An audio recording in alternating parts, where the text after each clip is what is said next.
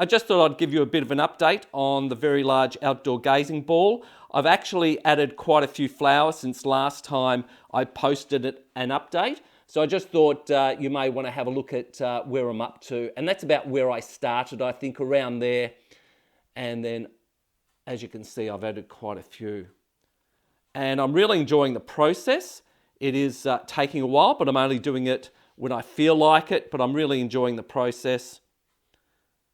And these pieces here that actually have the crosses marked on them, I'm actually going to stick those down. So that's a little tip. Whenever I'm doing a mosaic and it's a small area like this, and I want to cut them out first before I adhere them, then I just put a cross or a dot on them. And that just means that they still need to be adhered down. Now, normally what I would do is I would actually cut them and adhere them and then cut another one and adhere that. However, in this particular instance where they're going to be a bit fiddly, but they're in their own area, I prefer to pre-cut them and then get there and adhere them all down at once. And that just makes it quicker.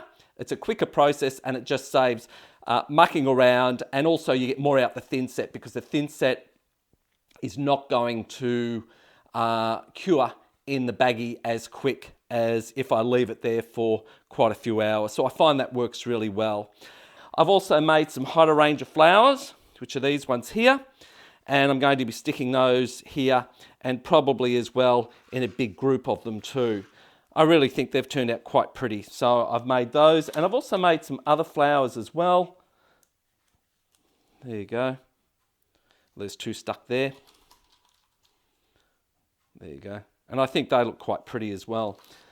Well, I've adhered those tessera down and cleaned the crosses off them, and I think it's looking really quite good. I have added more flowers, as you can see around here. They still need to have all that texture taken off them, as well as the adhesive. And there you go, there's another flower. And I've added the hydrangeas, or some of them. I have more to add, but that's just what I've done for the moment. And I've also cut out some hydrangea leaves, different sizes. So I'm going to be adding those as well, not in this particular position, but I'm just resting in there while I've got the camera. So I need to add those. They're cut up into sections. I'm not sure whether I'm going to use epoxy scotch for these or thin set, probably thin set, but I think they'll look really quite good with the hydrangea flowers. They were quite enjoyable to do. I did enjoy creating those. So it's coming up really quite well. So I'm just going to clean up some of this thin set and the texture off these new leaves, and then I'm going to be adding some more. Now, for those people that may have tuned in and haven't seen the other videos, when it comes to using thin set, quite a number of people don't like thin set because it can be a little bit messy. So I use a baggie, and I put the thin set in the baggie, and sometimes, or most times, I always get some on the surface of the tessera.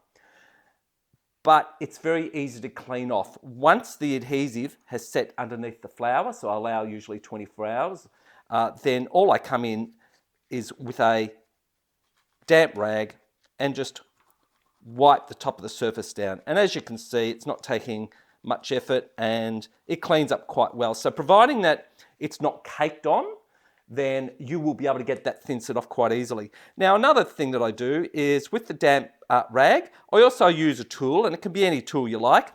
And let's say that bit there is reasonably difficult to take off. I just get there and I just rub it a few times with the damp rag, and it all comes up really, really well. So I find using thin set is such a great product. It's been proven, it's been around for a long, long time, and I find working with it is quite easy. When it comes to the very small tessera, like maybe some of these very small pieces, then I may use epoxy sculpt or something like that to actually put that in. But in this case, I just use thin set as well. So if it's a lot of small pieces, then like my hydrangeas, then I'll use epoxy sculpt on that rather than thin set, because pushing it in can squish it up between the grout lines. These flowers here I made these actually around about 12 months ago. So I am just taking the texture colour off now. I may have to use a better rag to get that texture colour off, or a cleaning agent to actually get that texture off, because it has been there for 12 months or even more. But I'll be able to get that off quite easily if I use a cleaning agent.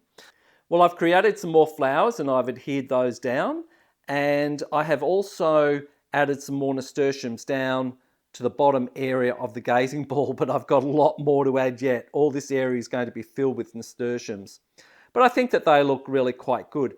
And if we move up further, I'll show you the other flowers that I've actually adhered down, a group of daisies, and also the hydrangea leaves. I've laid them out to how I want them to look. I'm going to be adding more leaves and hydrangeas, but that's just what I've done for the moment, at least until the gazing ball has been turned. And I think that the leaves have come up really well. So I'm going to be using epoxy sculpt to adhere those, although I can use thin set, but I think it's going to be, in this particular case, quicker and easier to actually use epoxy sculpt. If you want to see how I use epoxy sculpt, you can check out one of my other videos on the gazing ball, or you can have a look at one of my other videos on how to use it. I've got a few out there.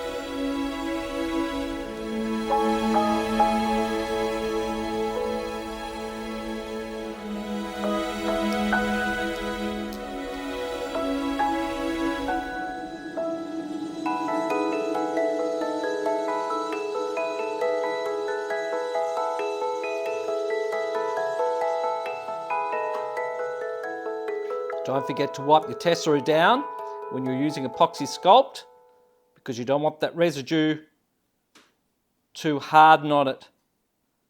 You want to get all that residue off before you move on to these other ones. I'm not worried about the marker, although I might as well take that off now too, I suppose, because I can take that off the next day, but I'll do it now. Okay, now on to the next one. I'll put those on, these others on, and then we'll come back and have a look at it when all these have been adhered. Well, the hydrangea leaves are all adhered down, and I think that they look really quite good. I'm probably going to add another coloured hydrangea flower in here or here.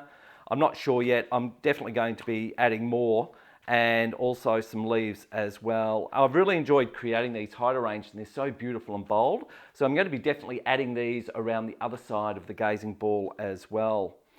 And I dropped a piece of this leaf on the concrete floor, and part of it actually did shatter. So I decided to add a glass gem into the particular area. I could have replaced that glass, but I decided to add a glass gem because it adds a bit of interest and design element to it. I have used glass gems in other parts of the gazing ball, but I like that so much I decided to add another couple of glass gems here as well, just to add a bit of interest. So that's what I like about mosaics, is if you make a mistake or something happens, you can generally get out of it. But I really have enjoyed doing these leaves and hydrangeas.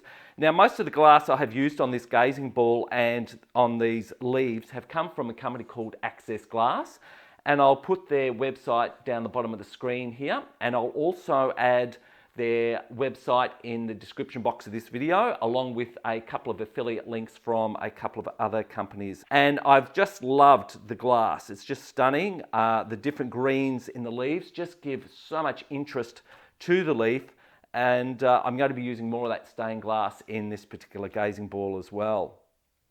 So I've really enjoyed creating them. Now, what I'm going to do now is I'm going to give you an overall look of this particular area that I've been doing, and then we'll be able to end the video there. Well, we'll start off with a close-up of the hydrangea flowers and leaves, and I've noticed there's going to be a little bit of cleaning up on the hydrangea flowers with the texture, but I'll clean that off after the filming. And that's one of the things I like about taking photos as I'm progressing with any mosaic, is that the photos see things that you don't always get to see. But I think it's the gazing ball's looking really quite good. It's looking really quite colourful and bold. Certainly a very large piece. And like I said earlier in the video, I've got more nasturtium flowers and leaves to put at the bottom there. I'm just waiting on the gazing ball to be turned, and then I will be able to work on that particular area.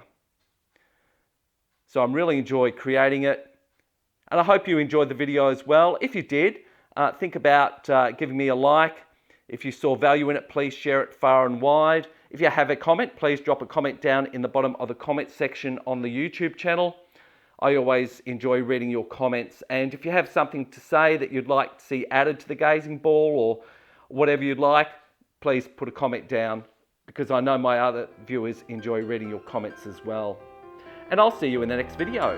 Enjoy.